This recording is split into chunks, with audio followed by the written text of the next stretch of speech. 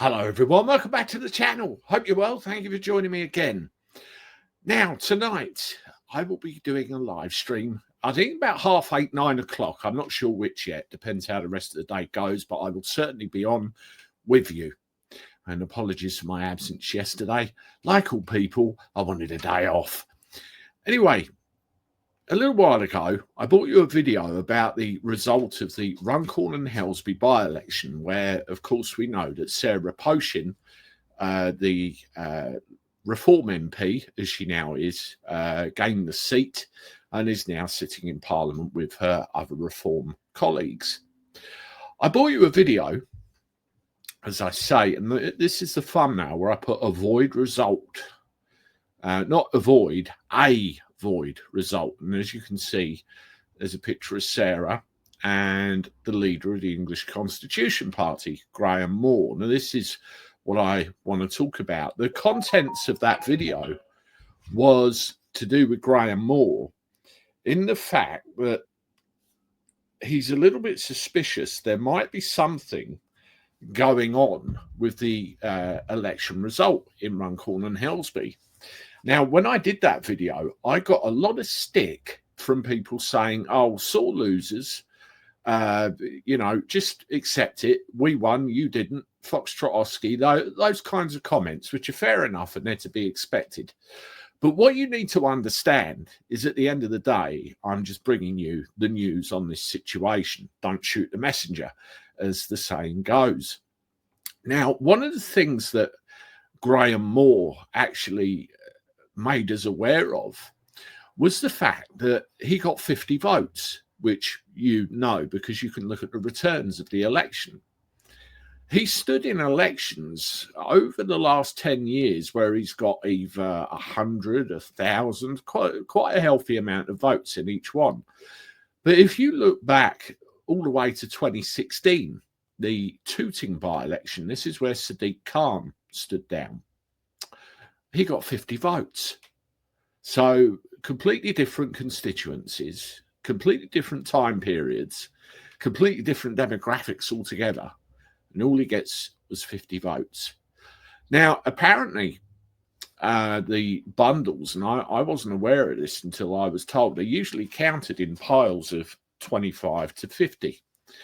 And these two constituencies have something in common. Not that I'm implying any impropriety, of course, but they're both Labour-run or were Labour-run constituencies at the time. And we have a situation in, I think it was Rochdale, where cheating or potential election fraud was intercepted in action up there and was put a stop to. There is video footage of this online. Again, Labour. So there's a little bit of a commonality going on here. Now, when you run a statistical analysis on getting 50 votes in two separate elections, nearly 10 years apart in different areas of the country, it works out that Graham, and this would be an impossibility, would have to stand in 40,000 elections just to get that to occur once. Think about that, 40,000 elections just to get that to occur once. It's crazy, isn't it? Well, what Graham has done, he's gone to the Royal Courts of Justice and he's spent an amount of money, which I won't disclose because that's not right. And he's going to try and do something about this. Now, let's get this straight.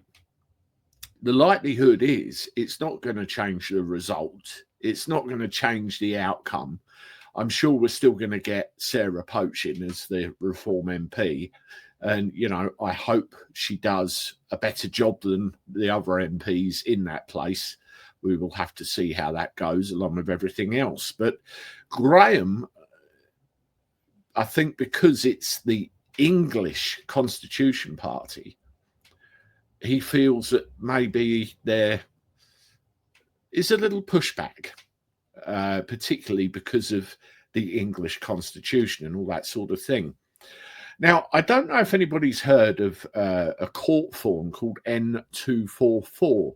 An N244 form is something that you give to the small claims court when you want them to produce an order to make something happen. For example, I sue somebody for an amount of money, they don't pay, then I can apply to, get an order drafted up to force them to, that sort of thing.